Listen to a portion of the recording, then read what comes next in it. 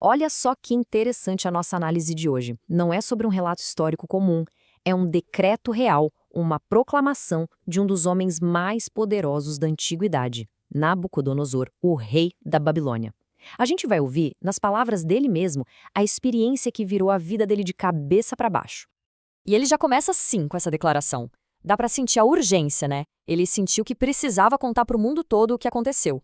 Então, logo de cara, a gente já sabe, isso aqui não é só uma história, é um testemunho pessoal de um rei que ficou convencido de que algo ou alguém muito maior interveio diretamente na vida dele. E onde essa história toda começa? Bem, no topo do mundo, no auge do poder de Nabucodonosor. No momento em que tudo parecia perfeito, sabe, paz, prosperidade, ele devia se sentir o dono do mundo, intocável lá no palácio dele. E aqui o contraste é impressionante. Por fora, o rei se descreve como sossegado e próspero, aquela imagem de controle absoluto. Mas por dentro, um sonho virou a mente dele num caos. As visões foram tão perturbadoras que toda aquela paz exterior era só uma fachada. A verdade é que por dentro a cabeça dele estava a mil. E o que ele faz? A primeira reação, claro, é chamar a tropa de elite da sabedoria da época. Magos, astrólogos, os famosos caldeus, adivinhos, todo mundo. Ele juntou as mentes mais brilhantes da Babilônia para decifrar o tal sonho. E o resultado? Nada. Silêncio total. Imagina o desespero. O fracasso dessa turma toda só deixou o rei com mais medo ainda.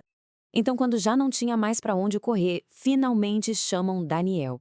E o jeito que o próprio Nabucodonosor fala dele já é diferente. Ele diz que em Daniel existe o espírito dos deuses santos.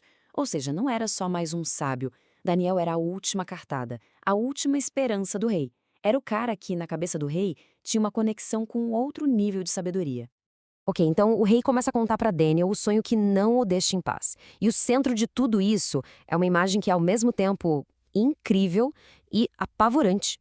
Pensa numa árvore gigante, quase cósmica. A altura dela chegava no céu. Dava para ver a árvore de qualquer lugar do mundo.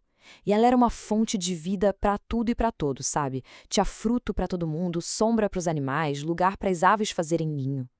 Essa árvore não era só uma árvore. Era um símbolo de um império, de uma ordem mundial que sustentava e protegia tudo o que estava debaixo dela. Só que aí, o sonho vira um pesadelo. De repente, desce do céu uma figura, um vigia, tipo um mensageiro divino com uma ordem que deve ter gelado a espinha do rei. Derrubem a árvore. A ordem era para acabar com tudo, para desmantelar essa fonte de vida e segurança, para espalhar tudo que estava abrigado ali. Mas, olha que curioso, a destruição não seria total. A ordem era para deixar o toco com as raízes na terra, só que preso, amarrado com correntes de ferro e bronze, como se fosse um prisioneiro. E a parte mais bizarra de todas, o coração dele seria trocado pelo de um animal. E isso duraria 7 tempos. Que raios isso podia significar, né? Bom, chegamos na hora da verdade. Quando Daniel ouve o sonho, a reação dele é de choque. O texto diz que ele ficou atônito por 1 hora. Ele entendeu na hora o que significava, e a notícia era tão pesada que ele até hesitou em contar. Mas o rei insistiu, né? Então Daniel começa a revelar o mistério. E Daniel vai direto ao ponto. Ele joga a pergunta principal no ar, a chave para entender tudo. Afinal, quem era aquela árvore gigante, magnífica, que protegia o mundo inteiro? E a resposta vem como uma bomba, direta, sem rodeios. A árvore és tu, ó rei. Simples assim. Toda aquela grandeza, aquele poder, aquela proteção, tudo aquilo era uma representação do próprio Nabucodonosor. A partir daí, Daniel vai decodificando o sonho, peça por peça. A árvore gigante era o próprio rei com seu imenso poder. A ordem para derrubar a árvore, uma sentença divina. O rei seria humilhado, expulso do convívio humano. Mas e o toco que ficou na terra? Essa é a parte crucial. Era uma promessa. A promessa de que o reino dele seria devolvido. E os 7 tempos? Era o prazo, o tempo que essa humilhação ia durar. Bom, com o sonho interpretado e o aviso dado, a história segue em frente, rumo ao cumprimento da profecia. Agora a gente vai ver exatamente como o orgulho do rei foi o gatilho para a queda que já tinha sido anunciada. E uma coisa que chama muito atenção aqui é o tempo que levou. Passaram-se 12 meses, um ano inteiro. O rei teve um ano para pensar no aviso, para talvez mudar de atitude. Mas não adiantou. A oportunidade foi jogada fora. E foi lá, no terraço do palácio, olhando para tudo que ele construiu, que veio o momento de pura arrogância que selou o destino dele. E foram estas palavras que dispararam o gatilho. Repara bem, não é esta a grande Babilônia que eu edifiquei com a força do meu poder e para a glória da minha magnificência? É eu, meu, minha. O auge do orgulho. Ele tomou todo o crédito para si, e a resposta do céu foi instantânea. O relato diz que a palavra ainda estava na boca do rei quando a sentença foi cumprida. A humilhação foi brutal e total. O rei foi expulso do convívio humano para viver como um bicho, comendo capim, dormindo ao relento. O cabelo dele cresceu como se fossem penas de águia, as unhas pareciam garras de ave. É difícil até de imaginar o homem mais poderoso do mundo reduzido a uma condição completamente selvagem. Mas a história não acaba aí, na humilhação. Lembra do toco da árvore? Exatamente como o sonho tinha previsto, depois que o tempo determinado passou, veio a virada. Chegou o momento da restauração. E o que foi que mudou tudo? Um gesto.